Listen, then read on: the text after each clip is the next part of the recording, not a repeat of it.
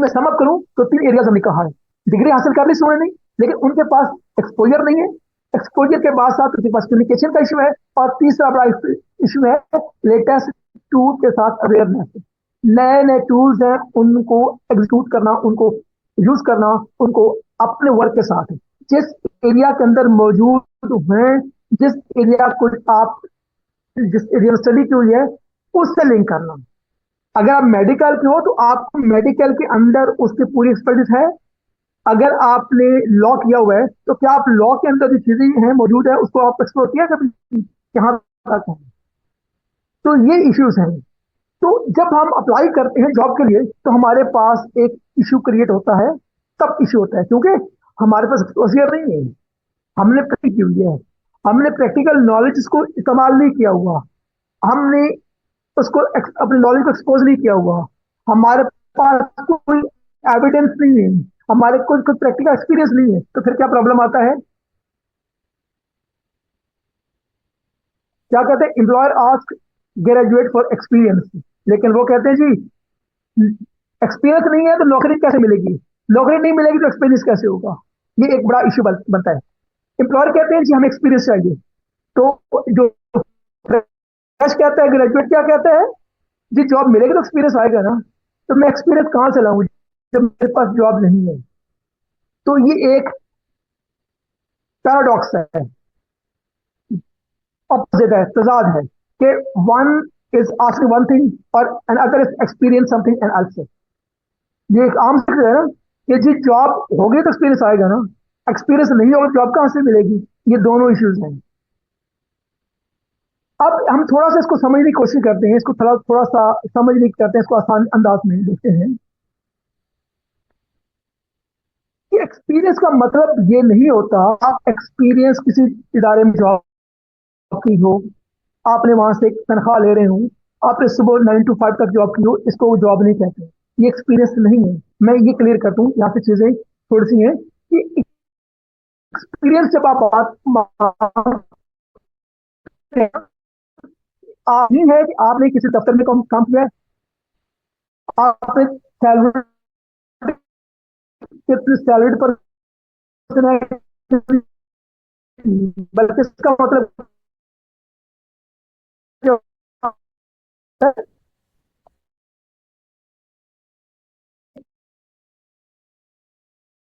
कोई meaningful internship आपने की, इफ यस आप एक्सपीरियंस है, आपने कोई टाइम वॉलंटरी किसी को काम किया हुआ है, अगर आपने किसी भी इदारे के साथ वॉलंटरी सर्च असिस्टेंट काम किया है, कम्युनिटी प्रोजेक्ट पे, स्टूडेंट सोसाइटी में कोई इवेंट ऑर्गेनाइज किया है, आपने कोई कंटेंट लिखा है, कोई कंटेंट क्रिएट किया, आपने कोई फैमिली के लिए काम किया है, आपने कोई सेल्फ प्रोजेक्ट शुरू किया है, तो ये सारे के सारे आपके एक्सपीरियंस हैं।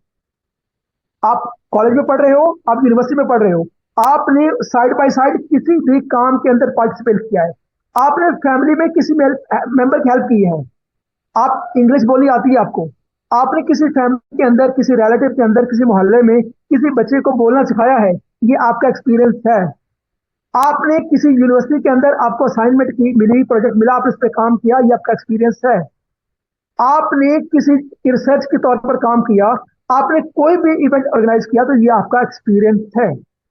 अगर तो ये आपका एक्सपीरियंस, अगर चीजें आपके रेलेवेंट है डिग्री से, तो they are backing your degree. तो आप ये नहीं कह सकते हो कि मेरा एक्सपीरियंस नहीं है। आपके पास ये एक्सक्यूज नहीं है कि मेरे पास एक्सपीरियंस नहीं है, क्योंकि आपने कोई एक भी चीज की हुई है तो यू हैव एक्सपीरियंस। तो पहली बात तो ये, हमारा एक थोड़ी कंफ्यूजन दूर कर लेते हैं कि हमारा एक्सपीरियंस नहीं है। कोई भी चीज आपने की हो तो एक्सपीरियंस होता है। सेकेंडली, अनएम्प्लॉयमेंट के रीजन कौन कौन से होती हैं कि साइमल्टेनियसली एजुकेशन प्रॉब्लम है। एजुकेशन का मतलब है कि आपकी एजुकेशन किस तरह की है, आपकी एजुकेशन खाली थ्योरेटिकल है या प्रैक्टिकल है, वो प्रॉब्लम सॉल्विंग है कि नहीं है। सेकेंडली, आपने जो एजुकेशन हासिल की हुई है, ये एजुकेशन किसी प्रॉब्लम को सॉल्व करती है कि नहीं करती है। और फिर इकोनॉमिक प्रॉब्लम भी है। नए इदारे खुलेंगे जब इकोनॉमिक हालात अच्छे होंगे, जब इकोनॉमी खराब होगी तो आपके लिए नई जॉब नहीं, नए नए इदारे जो है वो नहीं खुलेंगे और जॉब्स कम। कि अगर फिजिक्स में करती है तो हमारे पास डिपार्टमेंट ही नहीं है, तो एम्प्लॉयबिलिटी कम होगी। हमारे पास जिस तरह के डिपार्टमेंट्स हैं, उस तरह के लोग कितने अवेलेबल हैं, ये चीजें हैं। और लोग कितने लोग हैं जो आगे बढ़ रहे हैं, ये चीजें हैं। तो ये सारी की सारी चीजें अनएम्प्लॉयमेंट जो है उसको रीजन बनती है। यानी एजुकेशन का मतलब क्या है कि एजुकेशन किस वजह की है। और आखिर में सबसे बड़ी बात यह कि करियर गाइडेंस। हम बेचा चलते हैं, बीबीए की बारी आई तो सारे लोग बीबीए में, आईटी की बात आई तो धड़ाधड़ आईटी में, किसी एक तरफ लग जाते हैं, ये देखे बगैर कि आज अगर डिमांड है तो आज हम उस डिग्री में जा रहे हैं, तो हम 4 सालों के बाद, 6 सालों के बाद इस डिपार्टमेंट की क्या वर्थ होगी, कहां पर खड़ा होगा, वहां पर क्या होगा। क्या 6 महीने 4 सालों के बाद 1 लाख या 50,000 बंदे ग्रेजुएट होंगे इस डिपार्टमेंट के अंदर, इस फील्ड के अंदर, तो क्या 50,000 एम्प्लॉयमेंट होंगी। ये हमें नहीं बताता, क्योंकि हमारे जो डिपार्टमेंट्स हैं कुछ यूनिवर्सिटी के अंदर भी होते हैं, करियर काउंसलिंग होती है, वो या है नहीं, या वो प्रॉपरली एक्टिव नहीं होते, या स्टूडेंट उनसे गाइडेंस नहीं लेते। तो ये इशू होता है। तो सबसे बड़ी बात ये है इसके लिए, माइंड सेट है, जो मैं सबसे अहम कहता हूं। आपके पास एक्सपीरियंस नहीं है, आपके पास कुछ नहीं है, सब कुछ जो भी है, लेकिन आपके पास माइंड सेट होना चाहिए। आपका ट्रेडिशनल माइंड सेट नहीं होना चाहिए, क्योंकि अगर माइंड सेट आपका चेंज होगा तो थिंग्स विल बी चेंज। जी, तो सबसे बड़ी बात है कि हमारा माइंड सेट चेंज होना चाहिए। थिंकिंग चेंज, परफॉर्मेंस पे चेंज। मेरा इसमें स्ट्रॉन्ग बिलीव है, ये मेरा पर्सनल एक्सपीरियंस गेन करनी है तो आपको थिंकिंग चेंज करना पड़ेगी। हर एक ने क्या जॉब ही करनी है, हर एक ने क्या जॉब ही ढूंढनी है। अगर जॉब प्रोड्यूसर कोई नहीं बनेगा तो जॉब्स कहां से आएंगी। गवर्नमेंट एक स्पेसिफिक लोगों को, नंबर ऑफ पीपल को अकोमोडेट कर सकती है। अगर आपके पास सपोज एक क्लास के अंदर 100 बच्चा है, तो 100 के 100 ही इंप्लॉयमेंट ढूंढ रहे हैं, तो इंप्लॉयमेंट कहां से आएगी। कोई एक बंदा तो हो जो इंप्लॉयमेंट को क्रिएट भी करे। तो पहली बात है चेंज करना, थिंकिंग है। उसके लिए क्या होगा, आपको लीडरशिप रोल प्ले करना पड़ेगा। कोई मुझे बता सकता है कि लीडरशिप किससे मुराद क्या है।